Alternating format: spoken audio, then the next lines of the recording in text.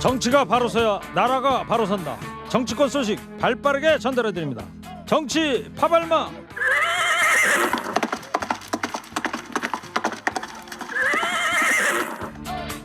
추워도 달립니다. 지치지 않는 땡벌 봉버라 봉봉. 봉봉봉. 네, 봉침 많이 갖고 오셨어요? 예, 많이 가져왔습니다. 최진봉 성공회대 교수입니다. 예. 이어서 시사평론계 최민식. 누구냐 너? 안녕하세요, 최수영입니다. 예, 만두 많이 갖고 왔어요? 네, 갖고 왔습니다. 네, 지금 유튜브로 미카엘님이 올해의 마지막 만두 왕만두로 던져주세요. 또 올해의 마지막 봉침 긴 장침으로 부탁드립니다.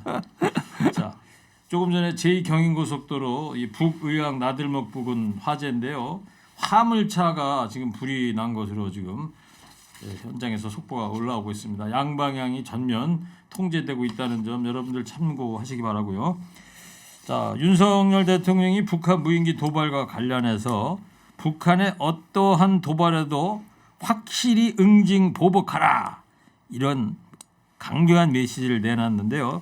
김은혜 대통령실 홍보수석이 어제 브리핑에서 전한 대통령 입장 한번 들어보겠습니다. 북한의 어떤 도발에도 확실하게 응징 보복하라. 그것이 도발을 억제할 수 있는 가장 강력한 수단이라고 말했습니다. 또한 북한에 핵이 있다 해서 두려워하거나 주저해선 안 될 것이라고 대통령은 강조했습니다. 네, 핵을 두렵게 생각하면 안 된다. 예. 그러니까 핵이 무섭긴 하지만 핵의 볼모로 잡히면 우리가 아무것도 못하니까 최소한 국방 이런 점에 대해서는 우리가 받은 만큼 돌려주는 그런 비례의 원칙을 적용해서 강력하게 대응해야 된다. 뭐 이런 의지로 저는 해석하고 있습니다. 네. 자, 그래서 오늘은 이런 문자를 청취자 여러분께 받아보도록 하겠습니다. 눈에는 눈, 이에는 이. 윤 대통령의 북한 대응법. 청취자 여러분들 어떻게 생각하시는지 자유롭게 의견 보내주십시오. 소개해드리겠습니다. 자, 그래서 민주당에서는 대통령이 대응을 두고서 이 국민이 불안해서 살겠냐는 비판을 하고 있는데 윤 대통령의 대북 행보 두 분은 어떻게 보시는지 어떤 분이 먼저 얘기하실래요? 최수영 평론가 먼저 하시죠. 네, 뭐 저는 조금 전에도 얘기했지만 아니 국방에는 조그만 네. 허점도 있어서는 안 됩니다. 국방은 완전 무결해야 돼요. 뭐 다른 거는 조금의 실수가 있을 수 있지만 이거는 실수하는 순간 우리가 적의 의도에 말리는 거기 때문에 저는 이런 점에서 대통령이 이렇게 강력한 메시지 내는 거 아니 북한이 사실은 이게 사실은 좀 약간 애매한 지점은 북한이 회색 도발이거든요. 이런 게. 그러니까 말하자면 완전한 9.19 군사위반 합의 같은 건 아니지만 이게 말하자면 그 굉장한 불안감을 줄 수도 있고 그러면 명백한 도발이기도 하고 이런 아주 애매한 지점들 이용해서 이제 미사일 쏘다가 돈 떨어지니까 이제 무인기 날리는 쪽으로 이렇게 자꾸 심리전 이렇게 펴는 북한에 대해서 대통령이 이렇게 강력하게 얘기하지 않으면 국군 통수권자가 그럼 자격이 있겠습니까? 이게. 회색 도발 좀 어려운 개념 같아요. 이게 군사 용어예요. 그러니까 이제 말하자면 그 민간을 동원한다든가 혹은 무인기 같이 이제 전략 무기가 아닌 것들을 동원해 가지고 도발하는 걸 회색 도발이라고 그러더라고요. 자, 최진봉 교수님이 뭐 봉침 날리려고 그러는데 왜 최수영 평론가부터 먼저 하라고 그랬어요? 이거 먼저 하세요 그냥. 장침 별 들을 얘기도 없지만 아니 제가 제일 걱정되는 단어는 뭐냐면 확전도 불사하겠다는 단어예요. 그거 얘기를 하더라고. 물론 제가 이제 동의하는 부분을 한 건데 그게 뭐냐면 만약에 북한이 우리를 도발하면 저는 거기에 상응하는 동일한 형태의 어떤 뭐 우리가 대응을 해야 된다고 생각해요. 또 원점 타격도 해야 된다고 생각하고. 근데 더 황당한 건 무인기 보내는데 무인기를 보내요. 이 뭔 의미가 있죠 대체? 그러니까 무인기가 우리나라 영공에 들어와 가지고 5시간 이상을 휘젓고 다녔어요. 은평구까지 왔다고 얘기가 나오더라고요. 이렇게 이걸 격추를 시키거나 들어오지 못하게 막거나 아니면 이게 들어왔으면 이걸 어떻게 해결을 해야지. 우리가 또 무인기 보낸다고 문제가 해결이 돼요? 아니 북한에서 무인기 넘어온 거를 우리가 대응도 못하고 잡지도 못하고 100발이나 헬기에서 또 뭐 탄을 쐈다고 하는데 그거 격추도 못하고 이런 무능함을 보여주면서 우리가 무인기 띄워서 보는 게 무슨 의미가 있냐는 거예요. 그러니까 대응을 하려면 예를 들면 우리한테 폭탄을 쏴가지고 우리가 인명피해가 있으면 우리가 거기에 원점에 대해서 폭탄을 쏴서 2배, 3배로 보복을 해줘야 되겠죠. 그냥 무인기 같은 경우에는 무인기가 들어오는 것 자체를 막아야 되는 거예요. 근데 이런 부분에 대해서 전혀 대응을 못하면서 확전도 불사하겠다는 말은 대단히 위험한 발언이라고 생각해요. 그러니까 무인기 보내는 이유는 또 있어요. 왜냐하면 북한에서도 중요하게 생각하는 군사적 요충지라든가 그런 시설물들 혹은 북한의 주석군 같은 걸 우리 무인기에 찍어서 공개하잖아요. 그럼 북한도 대단히 이제 위협을 느끼는 거예요. 그러니까 이런 점은 또 무인기를 왜 보냈냐. 무인기 보냈는데 무인기 보내는 대응은 실효성이 없다라고 말씀하시는데 그렇지는 않다. 이제 그러다가 이 지점이 참 우려되는 부분이 자꾸 이렇게 한다 이거예요. 세계 화약고가 바로 여기 서양 아닙니까 여기. 네. 이러다가 국지적인 누군가의 어떤 남이든 북이든 알게 모르게 어떤 도발이 팍 일어난다 이거예요. 하얗고의 성냥불을 땡기는 것처럼 이런 빵 터지는 건데 자 최수영 평론가님 확전도 불사해라. 그러니까 이런 대통령의 이런 지시 어떻게 해석하세요? 확전하자는 뜻은 아니고 네. 이런 대통령의 강력한 의지가 북한에 전달되잖아요. 북한이 도발을 더 이상 못하죠. 우리가 밋밋하게 대응할 경우 간보는 차원에서 계속 잽을 날리지만 우리가 강력한 훅으로 한 방 대응하면은 북한도 더 이상 섣부른 뭐 잽 날릴 수가 없죠. 그러니까 그런 의미지. 야 한번 붙어보자 내려와 이런 뜻은 아니잖아요. 그러니까 그런 발언을 하면 안 된다는 얘기를 하는 거예요. 확전도 불사한다는 얘기를 할 필요가 없어요. 예를 들면 우리가 북한이 우리를 도발하면 거기에 대해서 우리가 대응하는 조치를 취하겠다는 정도까지만 하면 되는 것이지 확전도 불사하겠다면 우리가 좀 더 선제적으로 공격할 수 있다는 의미도 함께 담고 있는 거예요. 그렇게 하면 안 되는 거잖아요. 그러니까 확전이라는 건 그거잖아요. 전쟁이 확산되는 거잖아요. 그걸 막아야죠. 아니 그러니까 그것은 원인이 있을 경우에 그건 결과에 치러 가는 거지 우리가 먼저 확전하자는 얘기는 아니잖아요. 그러니까 니들이 그렇게 니들이 그런 게 자꾸 도발해 오면 우리 그 의지도 있다. 그러니까 두 분 말씀 그러니까 청자께서 어쨌든 이해를 하셨으리라 보고 불사하는 것은 대단히 위험한 발언이라는 말씀이에요. 예. 뭐 전쟁 뭐 이런 얘기하면 저는 자꾸 오버랩 되는 게 우리가 지난 1년 내내 봤잖아요. 우크라이나 키이우라든지 헤르손인지 그 폭격 들어가는 거 보세요. 예. 자꾸 저는 그게 오버랩이 되는 거. 두 분은 그런 거 오버랩 안 됩니까? 저만 오버랩 당연히 불안하죠. 어떻게 살겠어요? 불안해서 지금 그러니까 확전도 말이에요. 불사하겠다는데. 이제 우리가 3차 세계대전 안 일어난다고 생각했지만 우크라이나 러시아 전쟁 보면서 야 이게 저게 3차 대전일 수도 있겠구나 그 생각이 비참한 걸 다큐나 르포를 통해서 많이 보잖아요. 자, 그랬고요. 국민의힘이 이 야 3당한테 북한 무인기 도발을 규탄한 국회 차원의 공동 결의안 채택을 제안했는데 이건 어떤 의미라고 그러니까 볼 수 있을까요? 북한에 대해서 우리가 국회 차원에서 강력한 메시지 보내자. 그러니까 어저께 이재명 대표도 광주 최고위원회에서 북한의 9.19 군사합의 위반에 대해서 강력히 규탄하고 엄중 경고한다 이런 말씀도 했으니까 그렇다면 우리가 국회 차원의 결의안 채택에는 큰 문제가 없지 않느냐. 북한의 도발에는 우리가 여야 없이 한 목소리에서 대응해 주면 도움이 될 거다. 그런 차원에서 제안을 한 거죠. 네. 그리고 국방장관도 이제 대국민 사과를 했어요. 네, 맞습니다. 국방부 장관이 뭐라고 얘기했냐면 국방부 장관으로서 북한 무인기 도발 상황에 대한 작전에 대한 결과에 대해서 말도 좀 애매하게 했네요. 국민들께 송구하다는 말씀을 드린다 이렇게 얘기를 했어요. 그러니까 제대로 대응하지 못한 거죠.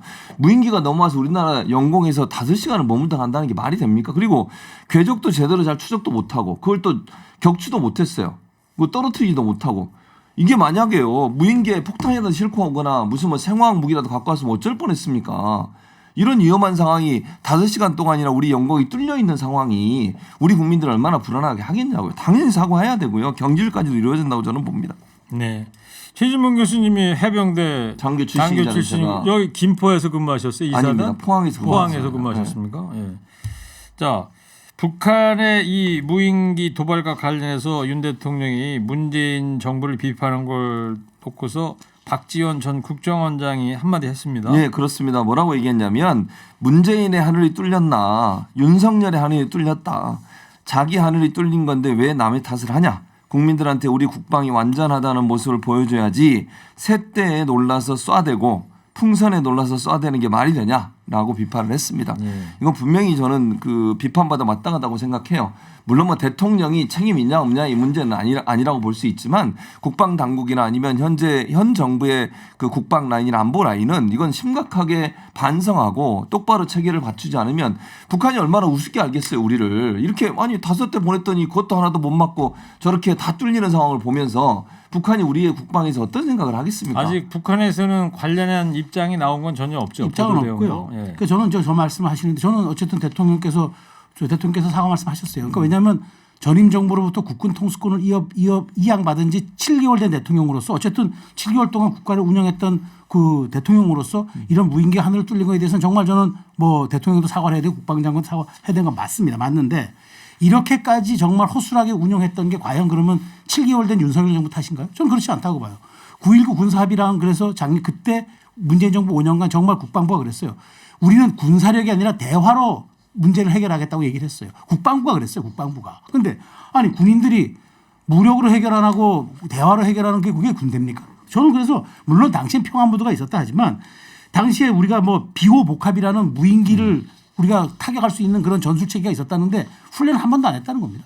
그래서 오늘 오후에 육해공 합동 가용장군을 총동원해서 그 합동 방공 훈련하는데 이게 5년 만에 처음 열린다는 거예요. 네. 전 이런 점도 사실은 책임이 왜 없다고 할 수 있겠습니다. 아니 최진봉 봉침 마지막 한번 써시고요. 전 정부 탓만 하지 마. 아니 탓은 지금 아니고 제가 얘기했잖아요. 7개월이 지났는데 아직도 전 정부 탓을 합니까? 그리고 드론 부대도 그래요. 드론 부대 이미 만들어져 4년 전에 만들어졌어요. 윤석열 대통령이 뭐라 그랬습니까? 이번에 무인기 들어오고 나서 드론 부대 만들겠다고 얘기했어요. 제대로 파악도 못 하고 있잖아요. 대통령이 돼가지고 국군 통수권자가 우리나라에 부대가 어떤 부대가 있는지도 파악을 못 하고 이렇게 나중에 만들겠다고 뒷북 치는 게 말이 되냐는 어쨌든 거예요. 지금 관리는 소홀했지만 네. 여기까지 듣겠습니다. 네. 자, 다음 아이템도 있어가지고요. 네.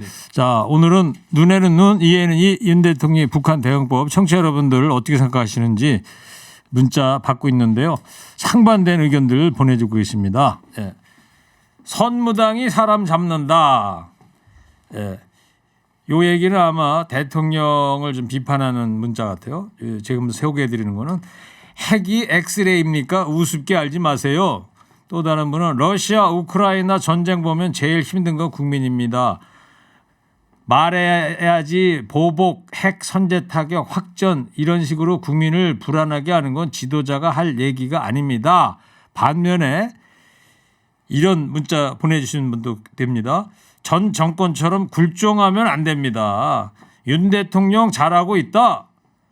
묻지 말고 따블로 가자. 예. 갑자기 또 이런 문자도 왔습니다. 북에도 검사를 보내라.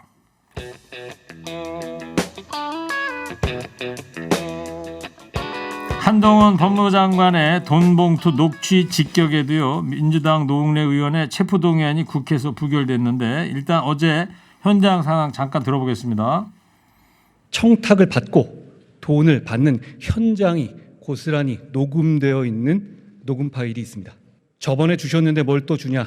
저번에 그거 제가 잘 쓰고 있는데 라고 말하는 노웅래 의원의 목소리, 돈봉투 부스럭거리는 소리까지도 그대로 녹음되어 있습니다. 전화통화 녹음 파일도 있고 노웅래 의원의 문자 메시지도 있고 노웅래 의원의 자필 메모와 보좌진의 업무 수첩도 있으며 이런 확실한 증거가 있다면 국회의원이라도 당연히 체포되어야 한다고 생각하실 겁니다. 그렇게 차고 넘치면 왜 조사 과정에서 묻지도 제시하지도 확인하지도 않았습니까? 이거는 방어권을 완전히 무시하는 거 아닙니까? 정치검찰 수사 믿을 수 있는 겁니까? 언론 플레이를 해서 사실 조작을 하고 있는 것입니다. 양심껏 구설수 없이 의정활동 해왔습니다. 네. 자, 한동훈 법무장관 이어서 노웅래 의원의 목소리를 들으셨는데 중간에 현장에서 의원들의 항의 소리도 간간히 들리기도 했습니다. 자, 21대 국회 첫 사례인데요. 먼저 이번 부결 결과 두 분 어떻게 보셨는지요?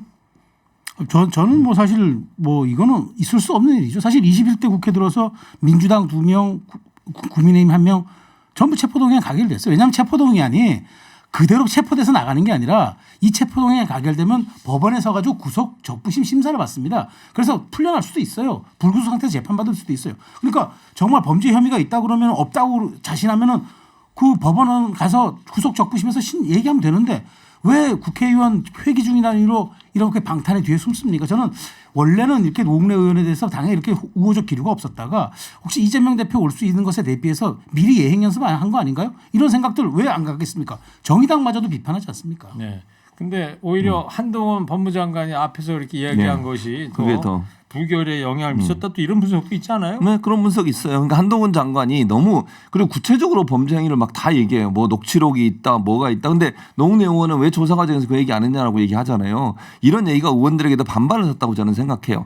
보통 이제 물론 법무부 장관이 와서 체포동의안을 통과시켜 달라고 요청할 수 있지만 간단하게 사건 개요만 보통 얘기하거든요. 근데 이렇게 주저리 그냥 사건의 구체적인 내용까지 다 얘기하다 보니까 저는 국회의원들에도 반발이 심했다. 저는 그리고 이번에 찬성이 101명이고 기권이 9명이고 반대가 271명 중에 161명이에요.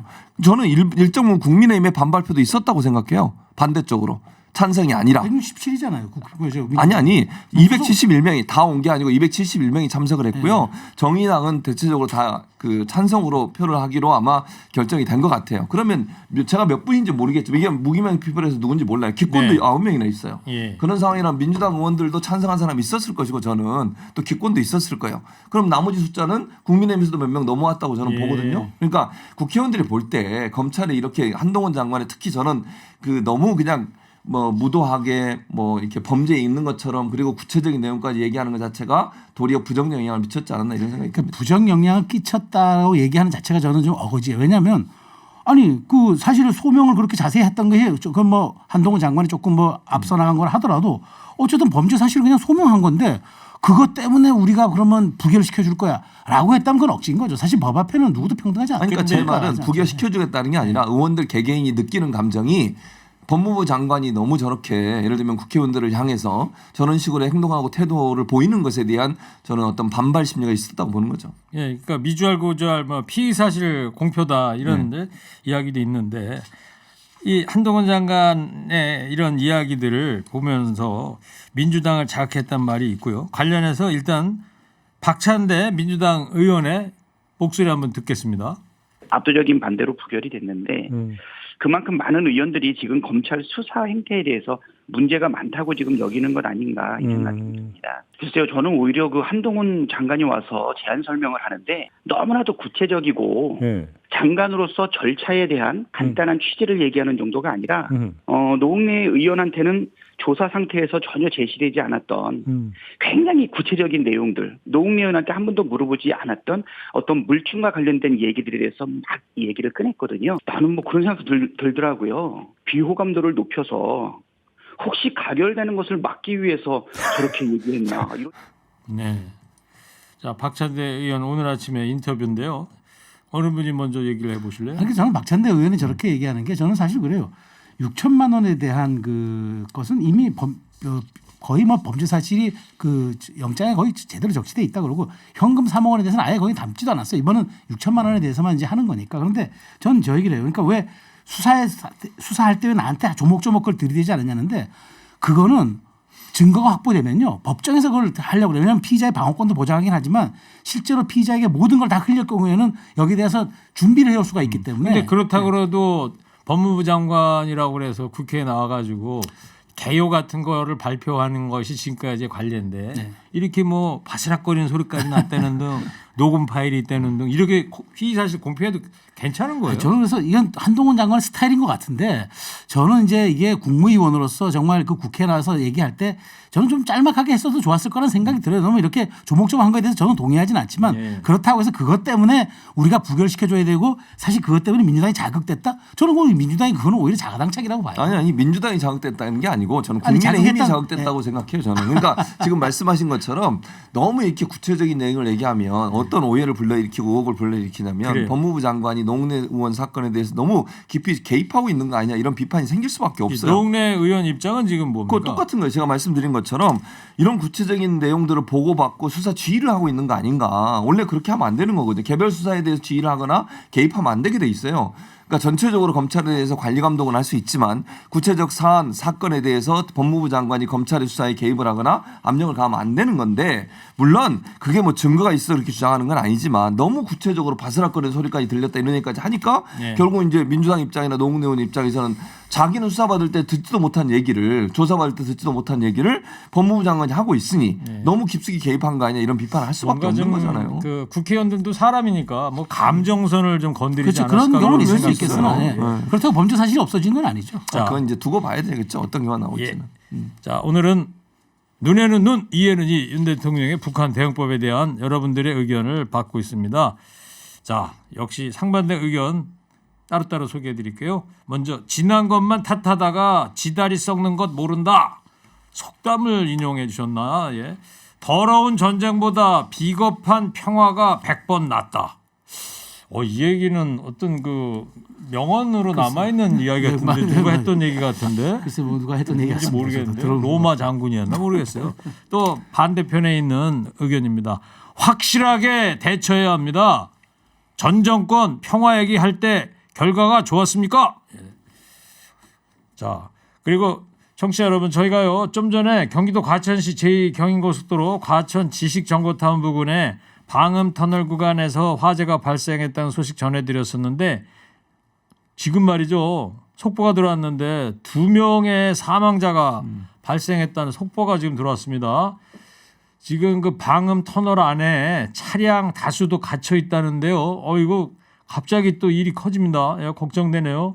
혹시 청취자 여러분 중에 이거 지나시는 분 계시면요. 멀리서 계신 분 아까 사진도 찍어서 제보해 주셨는데 제보 좀 부탁드릴게요. 샵 0951 문자 샵 0951 문자로 제보 부탁드리겠습니다. 이게 뭐 경인고속도로 화재 사망자가 2분이 발생했다. 이거 그냥 단순한 화재인 줄 알았더니요. 그냥 단순한 교통사고인 줄 알았더니 그게 말입니다. 아니네요. 예.